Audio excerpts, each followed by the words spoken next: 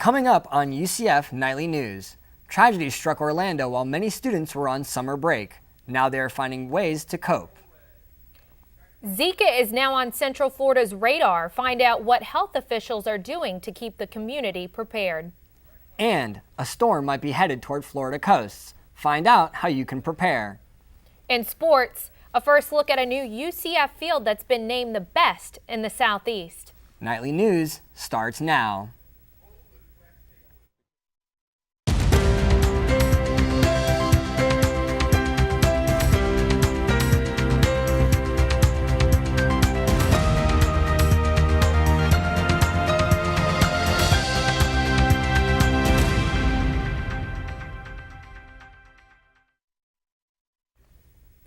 It was back to campus and back to work this week as UCF kicked off the fall semester.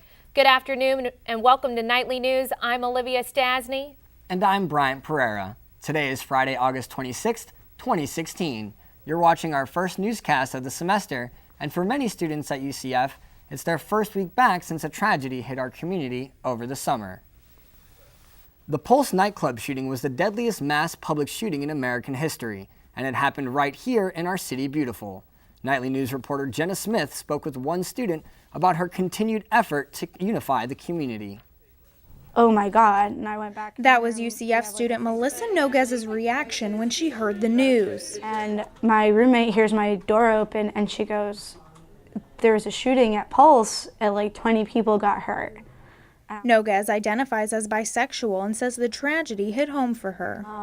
I know people who were there who managed to escape with their lives, but not their friends. As a volunteer with LGBTQ+ services, she led the vigil to honor those whose lives were lost, including UCF student Juan Ramon Guerrero and alumnus Christopher Andrew Leinanen. Coordinator for LGBTQ+ services Justin Andrade says the events from the summer unified the community. I think at UCF, students definitely felt safety and felt support here. Andrade says the tragedy is encouraging students like Noguez to openly discuss their stories to create purposeful action. It's a big topic, and I find it really difficult to talk about without getting emotional. But that's kind of what can be said for a lot of queer people. Noguez describes her involvement in the vigil and other support efforts as a natural response in a trying situation.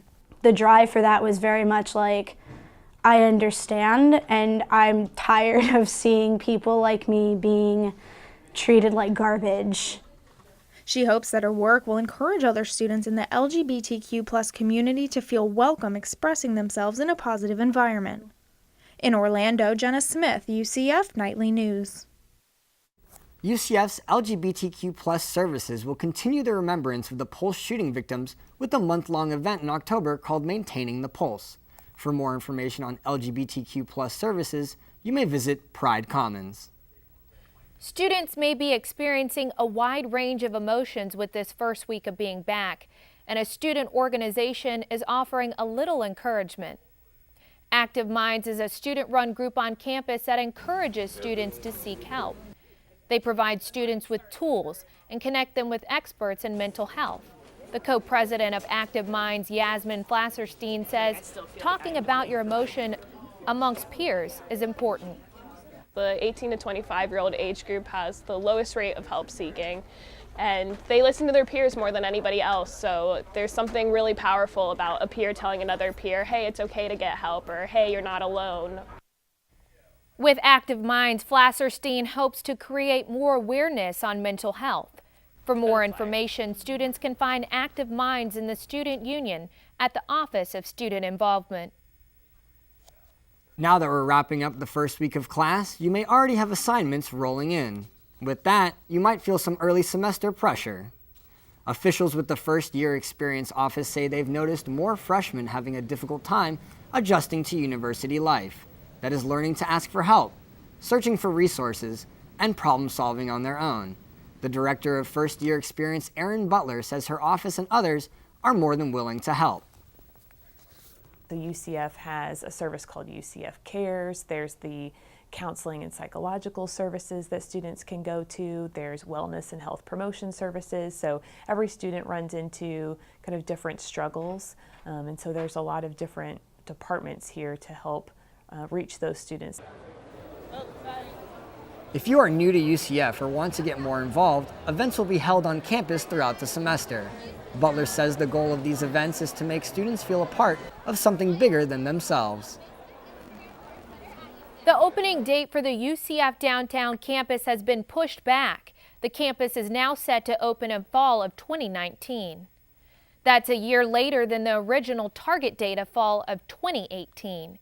UCF spokesperson Christine Dellert says they made that decision after the design schedule was released. She says the later opening date is more logical for the plan.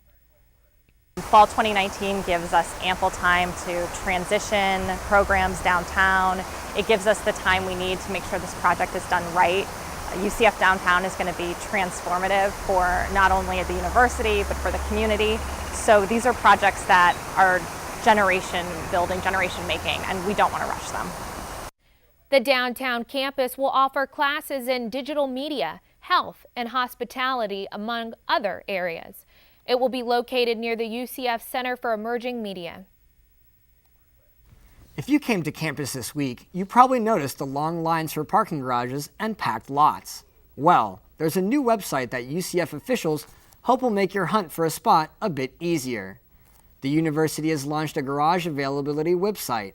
It shows the total number of open parking spots in each garage and also lists nearby alternatives. The system uses sensors that count cars entering and exiting the garage. Some students say they like the idea, but are cautiously optimistic. Parking officials say the system is not 100% accurate, since it also counts service vehicles coming in and out. But they hope the tool can help students plan their search for parking before they arrive on campus. We've all been there, walking down the street and all of a sudden, the sidewalk ends. Now researchers say these gaps may be the reason Florida has one of the highest rates of pedestrian deaths. Reporter Bryant Pereira shows us what they're doing to fight this problem.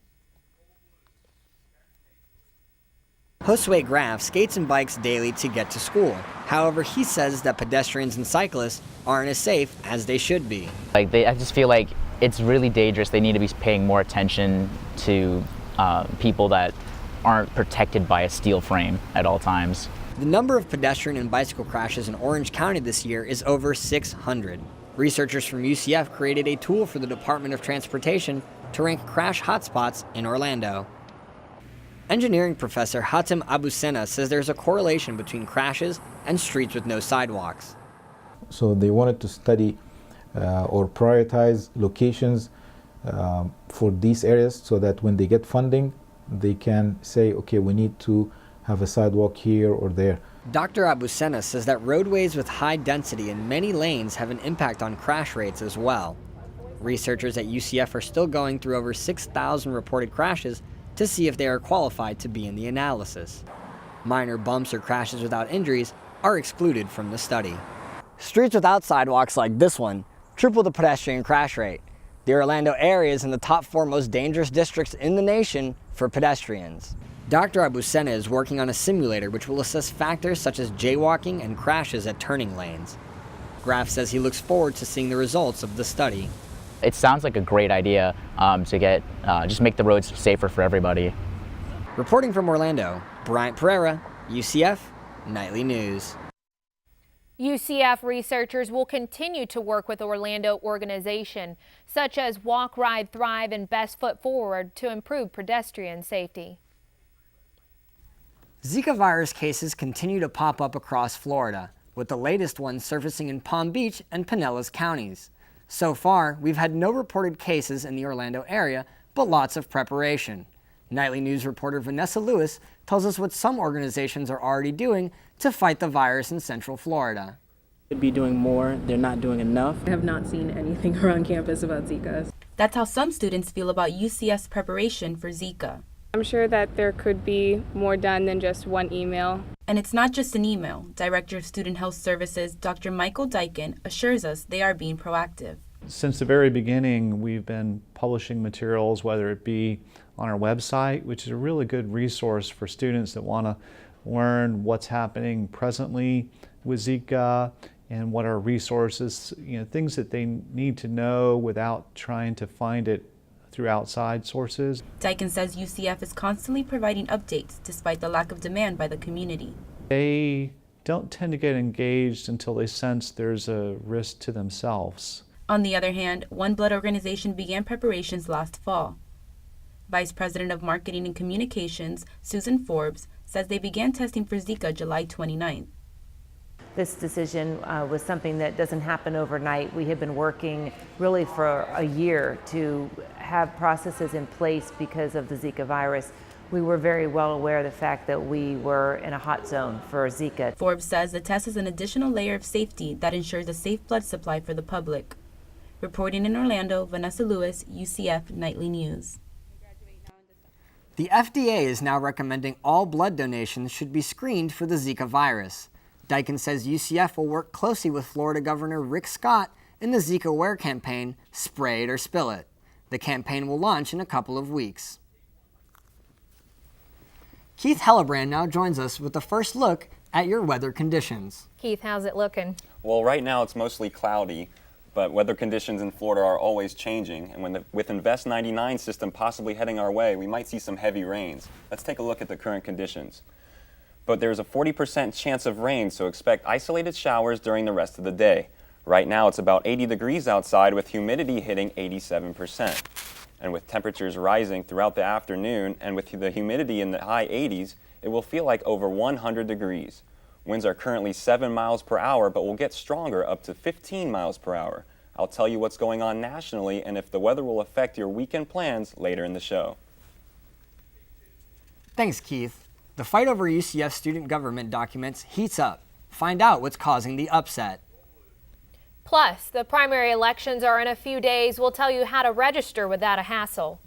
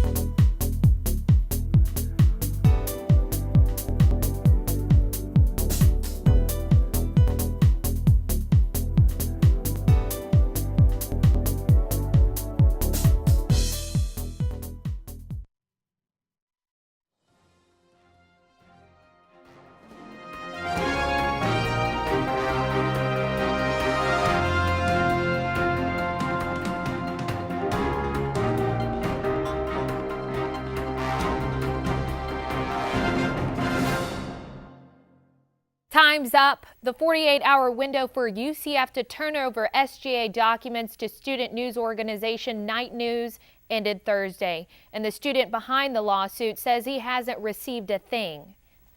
The 48-hour would have given UCF officials more time to delay the release of the documents containing the names of the SGA officers behind the spending of the activity and service fee. This fee is part of student tuition, adding up to almost $19 million. Officials claim FERPA is their protection of student names. A Night News staff member says they are frustrated with UCF's prolonging of the lawsuit. Now, UCF's been through the appeal process. They've requested some motions for stays. They're currently in the appeal process right now, so we haven't actually received these records yet. Williams says officials also requested for Night News to pay their attorney fees. The judge denied this request. Hillary Clinton has an 8-point lead over Donald Trump in the polls, coming in at 45%, followed by Trump at 37%. Opinion Research Corporation shows that Clinton has done well so far in the polls, nationally, and has also in some key battleground states. Presidential election day is Tuesday, November 8th.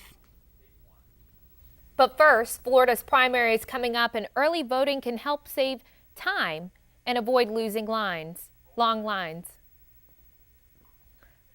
Early voting for the primary election is open until August 27th at voting sites near UCF.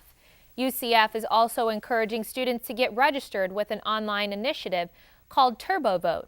The website sends out students text and email reminders with election dates and deadlines. To sign up, visit turbovote.org.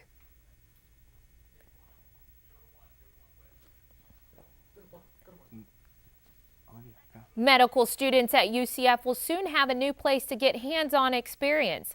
UCF officials filed an intent to build a new teaching hospital, which will be located across from the College of Medicine in Lake Nona's Medical City. The facility will be small, containing only 10 beds. Officials say this new location will offer superior treatment to patients while giving medical students a place to learn and work more. They hope to start the project over the next 2 years. Coming up, Keith Hellebrand is back with an update on the storm known as Invest 99, along with your 5-day forecast.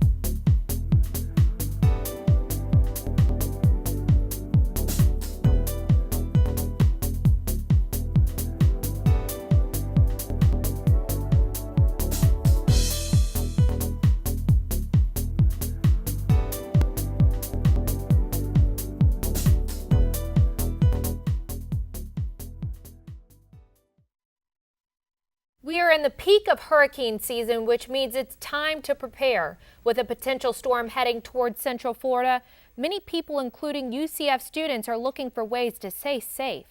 Nightly News reporter Keith Hellebrand gives us tips on what students need to get prepared.